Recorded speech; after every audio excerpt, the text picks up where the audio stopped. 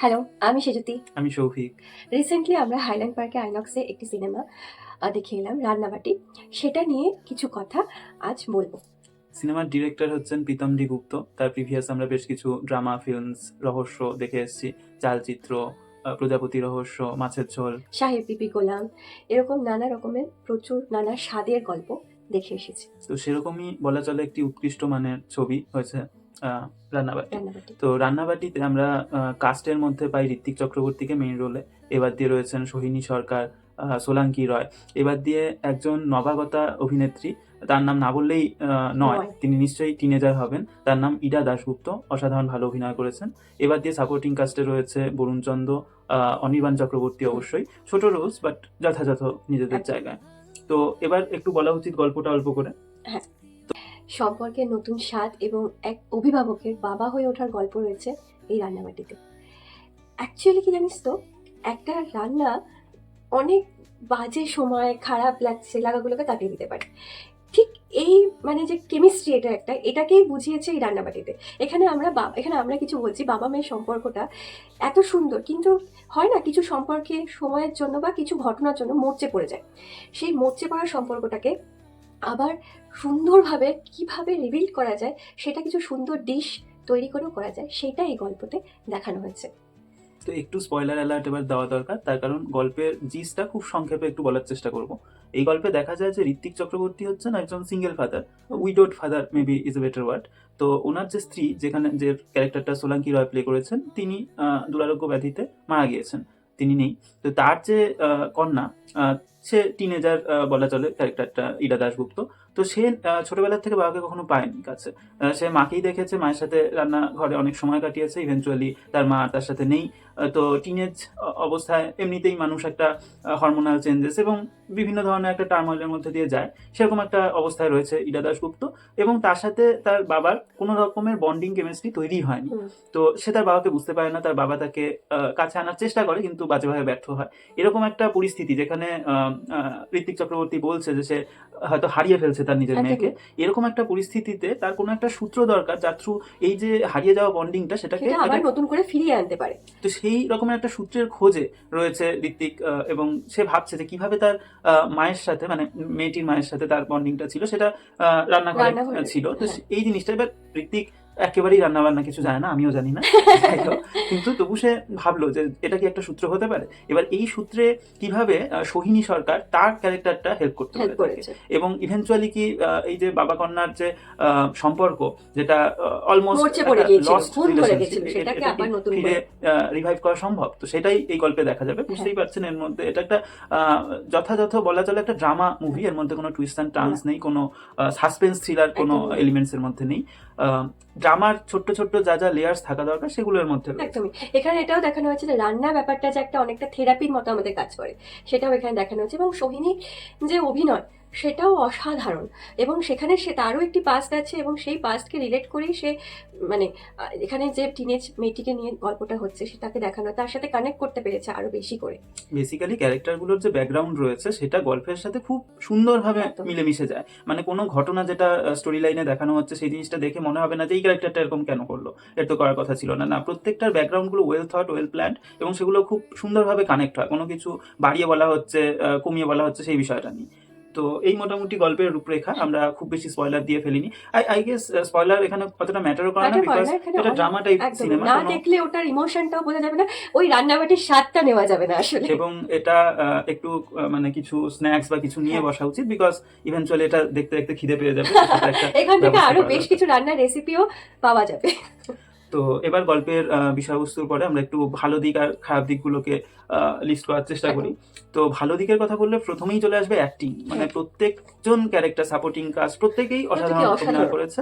তো আমরা জানি এখানে যে কয়েকজন মেইন লিড রোলে যারা রয়েছে এরা প্রত্যেকেই বাংলা ইন্ডাস্ট্রির মধ্যে ভালো অভিনেতা অভিনেত্রী হিসেবেই পরিচিত।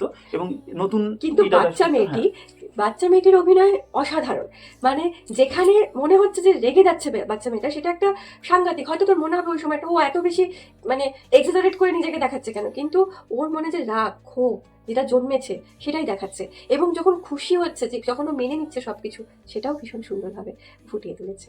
বেসিক্যালি অ্যাক্টিং এর স্কিলটাই তো সেখানে, যে যখন সে অ্যারোগেন্সটা দেখাতে হ্যাঁ। চাচ্ছে তখন তার বডি ল্যাঙ্গুয়েজ দেখে আমাদের মনে একটা বিরক্তি, একটা ইরিটেশনের ভাব তৈরি হওয়া উচিত। হুম। যদি সেটা তৈরি হয় তবেই অ্যাক্টিংটা একদম সাকসেসফুল। একদম সেই জিনিসটা হয়েছে। হ্যাঁ। ঋত্বিক তো অলওয়েজই খুব ভালো। অসাধারণ। মোস্ট প্রবাবলি সৃজিত মুখার্জি কোথাও এক জায়গায় বলেছিলেন যে Ritwik does not act, he behaves.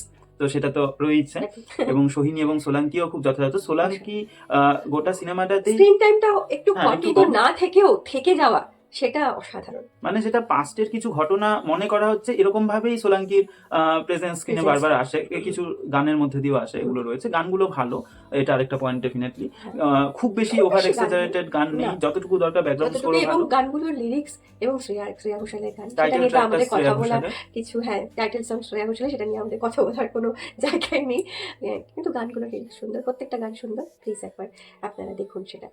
Script এবং ডিরেকশনও ওভারঅল ভালো, স্ক্রিন প্লে ভালো। বেসিক্যালি একটা যেটা একটা ড্রামা সিনেমার সাথে, যেহেতু রান্নাবাটির কথাবার্তা হচ্ছে, ড্রামা এমন ধরনের মুভি টাইপ যেখানে এই যে টক ঝাল মিষ্টি, এই বিভিন্ন ধরনের স্বাদ, এই স্বাদগুলো খুব একটা নির্দিষ্ট প্রপোর্শনে থাকা উচিত। কোনোটা দুম করে চলে আসা উচিত না, দুম করে চলে যাওয়া উচিত না।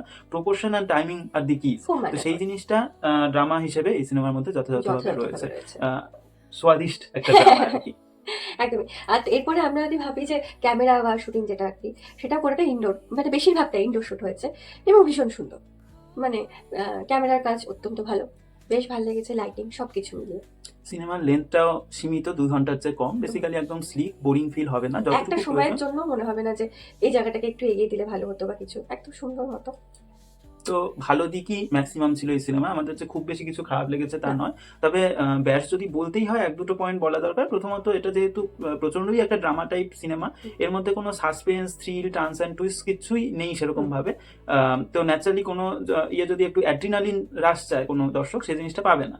এবং আরেকটা ঘটনা হচ্ছে যে অনেক দর্শক থাকে যে একটু মানে সিনেম্যাটিক মোমেন্টস চায়, বা কিছু একটা মানে এই যে ইনডোর শুটিং, তার বাইরে গিয়ে কোনো সুন্দর ফটোগ্রাফি, সুন্দর একটা লোকেশন দেখানো হচ্ছে, ভিজুয়াল কোনো একটা এন্টারটেইনমেন্টের জায়গা রয়েছে, সেই জিনিসগুলো কম্পারেটিভলি কম সিনেমাটার মধ্যে। বেসিক্যালি সিনেমাটা একটা পিওর ড্রামা, যারা ড্রামা পছন্দ করে তাদের এটা ভালো লাগবে, যারা করেন না তাদের অতটা ভালো লাগবে না।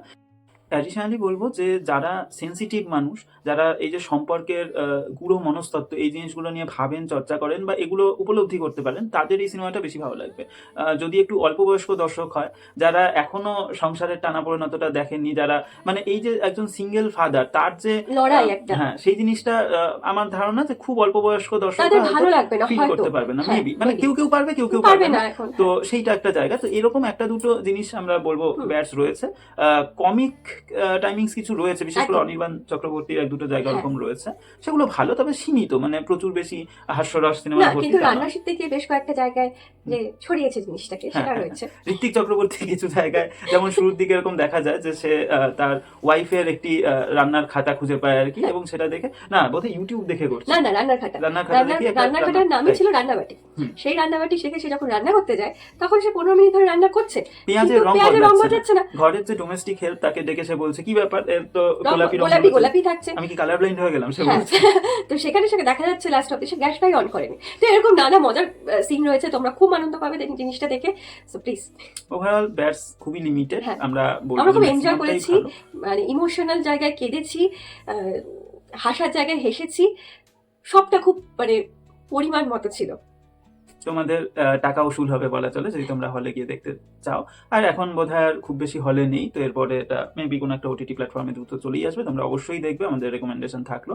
আর এই সিনেমাটার বিভিন্ন aspects like music, direction, acting, choreography, everything, এগুলোতে কত পয়েন্টস আমরা দিতে পারি আউট অফ 10, আমরা সেটা রেখেছি, স্ক্রিনে তোমরা দেখতেই পাবে। ওভারঅল আমরা এটাকে 7.6 আউট অফ 10 অ্যাভারেজ করে এই বিভিন্ন অ্যাসপেক্টগুলোর থেকে আমরা দেবো একে। তো আজকের মতো এটুকুনি, আবার পরে দেখা হচ্ছে। টাটা।